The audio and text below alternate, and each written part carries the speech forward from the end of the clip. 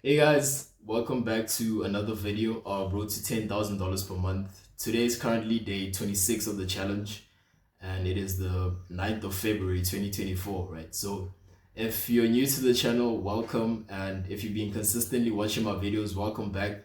I truly do appreciate the support from each and every one of you, right? So just a disclaimer, right, before I get into today's video, I just want to let you guys know that this information can apply to you regardless of whether you have your own business or not, right?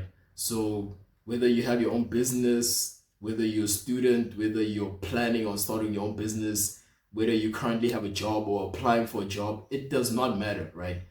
All of the things that I'm going to be talking about can apply to your life, right? And I do hope that you find some value in this video because I will be making examples using my own personal experiences, not just business, but just life experiences in general. And yeah, I hope you guys find some value in today's video, right? And yeah, fuck, this is probably like the sixth time I've recorded now. But yeah, I actually have some notes over here on my notepad, right? So as you guys can see by the title of the video, right, it is titled How I Booked 10 Appointments in Just 10 Days. And just to give you guys some clarity, right, those 10 days were excluding weekends, right? The 10 days were excluding weekends and excluding one day also, because if you guys still remember, there was a video where I was speaking about how I almost signed my first client, right? And literally the next day I told myself that, yo, I'm not working. I'm gonna go out, spoil myself, have fun and stuff like that. Because at the time I thought that I had signed my first client, but little did I know I was fucking wrong. But yeah, these kind of things happen. It's a learning curve. And actually just thinking about that right now, just having control over your own time, it's fucking amazing. It is fucking amazing because if I had a job or I was working for someone else, like I wouldn't have been able to do something like that. You know, tell myself that, oh, tomorrow I'm not gonna work, I'm just gonna go somewhere and have some fun. I was able to do that because the business that I decided to start actually gives me that time freedom, to create my own schedule and stuff like that, which I'm very grateful for. Even though I'm still sitting at zero clients right now, pretty hopeful, that things are only gonna get better. Things are only gonna get better. So, right, fuck tomorrow. So from these 10 days that I was able to book these 20 plus appointments, right? And before I actually get into that, I was able to book 21 appointments in total, right? 21 appointments in 10 days. Is it 10 days? Yeah, 10 days, right? And there are actually four takeaways that I have and I'd like to actually share with you guys. Yeah, I'm kind of feeling lethargic today, and it's a Friday night, it's like 7 p.m. I could be out there like partying or some shit, but leave a comment down below for the boy, to show your support, guys. I don't know, like comment something like party or whatever, like just something. But but yeah, hey, I don't want to waste any more of you guys' time.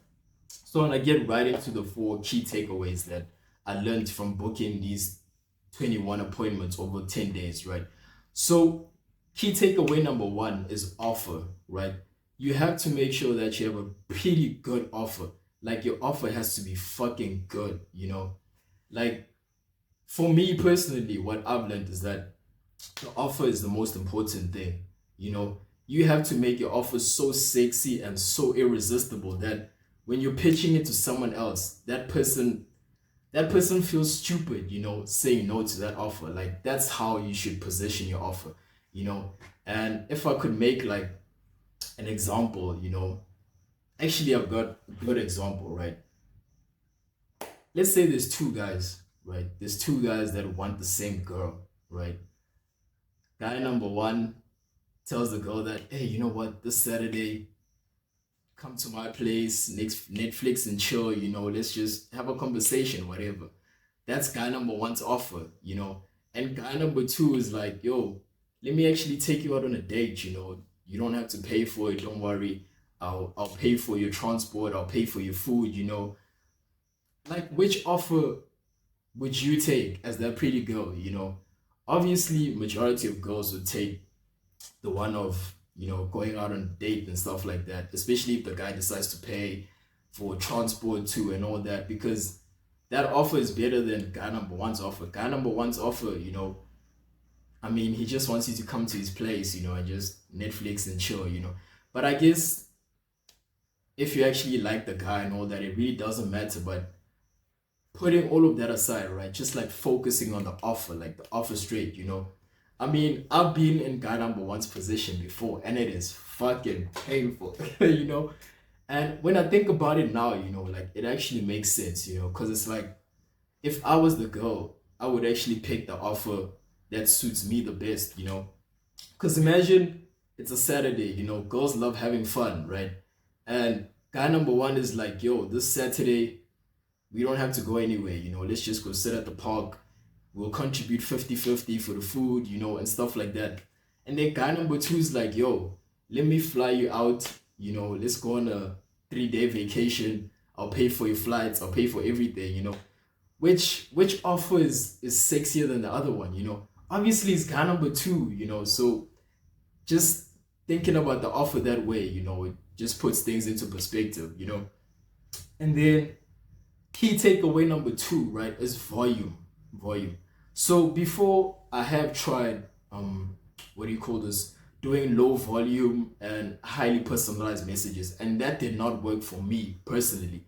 For other people it might work, but I've realized that if you just do like high volume and put your offer in front of a lot of people, there's a high chance that you will get a lot of appointments, I mean, like you can even have a shitty offer and still get appointments, But imagine if you actually had a good offer, and you're doing high volume, A lot of people are gonna see that offer and they're actually gonna be willing to give it a shot and hear what you actually have to say, And that doesn't just have to apply to businesses pitching, like having to pitch to other businesses and stuff like that. There was this one friend of mine that I had a chat with, like a month ago, so, and I told her, I'm like, yo, instead of, so like she was actually looking to apply for a job, right? So I was telling her, instead of like sending your CV to 5 businesses a day, in a week, that's only 25 businesses that could potentially see your CV, right? But imagine if you actually had to send 100, like if you had to send your CV to 100 businesses a day. In a week, let's say 5 days, that's 500, in a month, that's 2,000 businesses that you've sent your CV to, compared to if you've only sent 25, in a week, and that'll only be 100 in a month, 2,000 compared to 100, For me, the 2,000 just makes a whole lot of sense, because you're putting that offer of yours in front of a lot of people, right? And key takeaway number 3 is the target audience, right? So as soon as you have your offer locked down and as soon as you have the volume part locked down, obviously you can't be sending your offer to a bunch of random people, right? You have to be specific when it comes down to your niche, right? Your target audience. So let's say you're working in the dentist niche, right? You have to make sure that you get the leads of those dentists and you reach out to them, right? You can't just be sending that same offer to dentists, to real estate agents, to plumbers, and just every random person out there, So you actually have to nail it down, and be specific, when it comes to your target audience.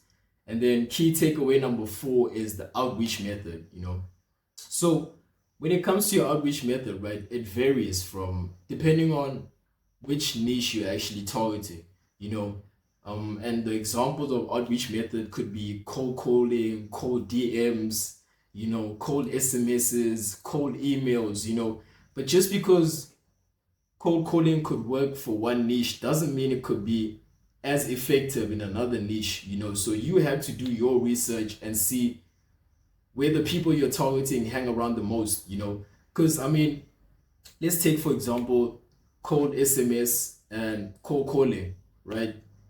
Which one do you no, that's actually a bad example. That's actually a bad example, right? So cold SMS and cold email, right? And let's say you're targeting plumbers. Let's say you're targeting plumbers, for example, right?